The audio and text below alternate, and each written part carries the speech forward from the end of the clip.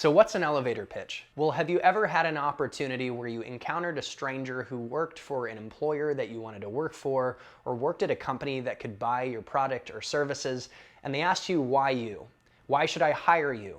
Why should I buy your product or service? And you fumbled all over your words and you botched the opportunity. An opportunity that could have been life-changing, that could have changed your career trajectory and put you down a path of financial freedom that made life better for you and your family. Or you missed out on a deal that could have got you paid. You had been set for the year and you could have funded that trip to Cabo that you wanted to go on. Well, in those two cases where you missed out on the opportunity, if you had prepared a 30-second elevator pitch that drew the audience in, made them feel connected, and answered the question, why you, in a succinct way, you could have captured the opportunity and reaped the life-changing benefits. That's the power of an elevator pitch. Boom, an elevator pitch on why an elevator pitch matters. Today's video is going to dig into what an elevator pitch is, why it matters, and go over two elevator pitch examples in an elevator. One of the elevator pitches will be to an IT executive on cloud optimization services, and the other pitch will be to a potential employer for a tech sales job. Again, an elevator pitch is a 30-second spiel that draws the audience in, makes them feel connected and a part of the conversation instead of talking at them, and answers the question, why you? Why should I buy your products and services? Why should I hire you? Why should I fund your startup? Why should I give to your charity? You get the point. And it answers the question why you in a succinct way. Elevator pitches are 30 seconds for a reason. Statistics show that attention spans are continually dwindling. And you know and I know that so many things are competing for our attention, let alone executives' attention.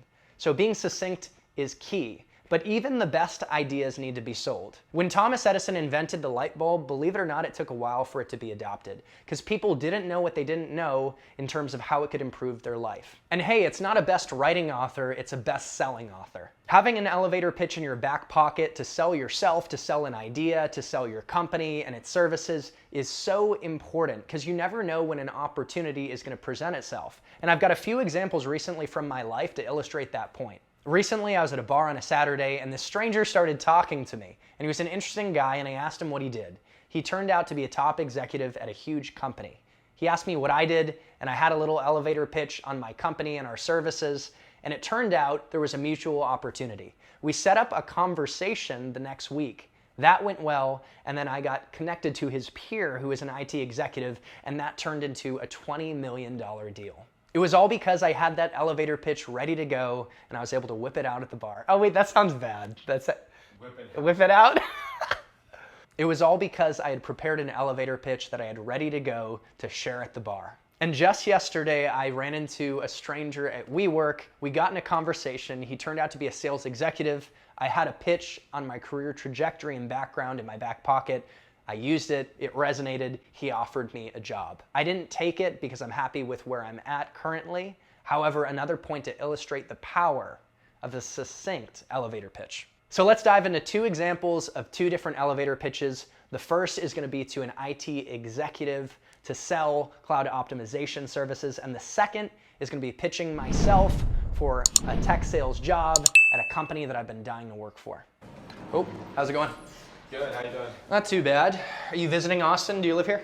Yeah, just in town for a tech conference. Nice, what do you do? I'm a CTO for a startup. Really? That's funny. I work with CTOs all the time. I'm actually at a cloud consulting firm. And I was talking to a CTO the other day and he said he felt like he was spending too much on cloud. And we ended up doing a complimentary FinOps assessment and ended up saving him 20% on cloud. He was able to reallocate that to growth areas like marketing and sales.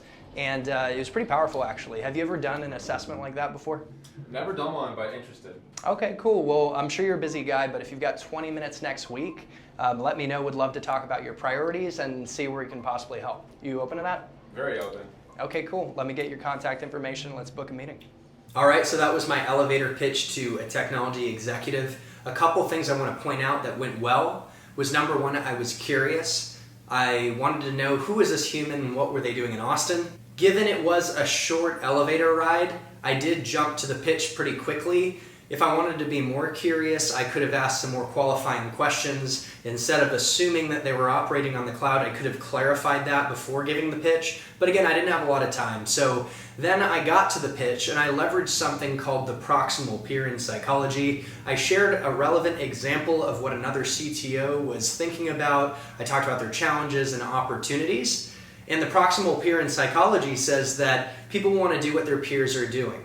So I tried to make it relevant and credible and warm by talking about another CTO. Again, I focused on a challenge around costs and cloud bills being too expensive, and then talked about an opportunity to save and an opportunity to even reallocate those savings towards growth. And everyone, especially in business, loves growth. Another important aspect of the pitch is I did some further qualification by asking another question to see if the executive had done a FinOps assessment before. Because if he already had, maybe he's not the best candidate to sell my services. And then of course I made the ask. And I tried to keep it direct and lower the barrier of commitment by only asking for 20 minutes. Excuse me, if you don't mind me asking, are you an executive at Salesforce? I am. Why do you ask? Well, I've been doing some research and I saw that Salesforce is a leader in the market. In your space, you've been launching new products, and I would love to work for Salesforce. Well, if you don't mind me asking, why should we hire you? Well, I've been in tech sales for the past 5 years. I've consistently exceeded my quota and been in the top 10% of top performers in the companies I've worked at. And more than outcomes, I am really passionate about your market and your company. I'm really curious to learn and improve. So I'm curious, what does it take to succeed at Salesforce? Work ethic and taking ownership of outcomes. I can definitely bring that to the table. So how could I get involved in the process? Here, take my card, get in touch with my admin, and we'll talk. Perfect, I'll follow up tonight. So that was my pitch for a tech sales job at Salesforce. What I want to point out is, one, I was passionate and I showed that passion and I showed my intentionality for wanting a job at Salesforce. And that's always a positive when you're a job candidate. Number two, when I gave my pitch on why me, I focused on outcomes and results and how I did in relation to my peers, because sales is all about outcomes and delivering results. And top companies like Google or Salesforce want to know how you did in relation to your peers. Were you in the top 5%, top 10%, top 25%? This is stuff they want to know. Did you stand out amongst your competition? But of course, I focused on intangibles that are important in sales beyond results, and things that you can't really teach, again, like passion for the specific market and for the product, and also curiosity.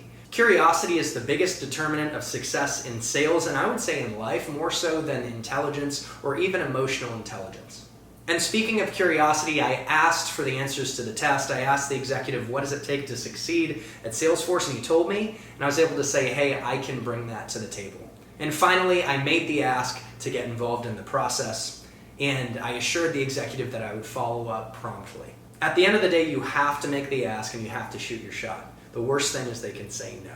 Even if someone says no, with enough persistence and pitching yourself enough times, eventually you will find a great opportunity that could transform your career and transform your life.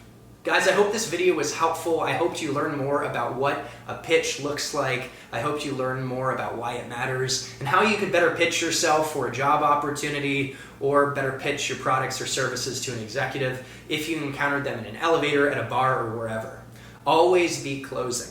Quick side note, I've put together a coaching package to help you break into tech sales by identifying companies that you want to apply to that meet your preferences and needs, by fine-tuning your resume and LinkedIn profile, coaching you up on your sales approach and interview approach, helping you through the interview process, and ultimately, again, helping you land the job. So if you're interested in that type of support, email me at chrisbussingchannel@gmail.com or add me on LinkedIn and send me a message. Happy to have a discovery conversation to see if I can help.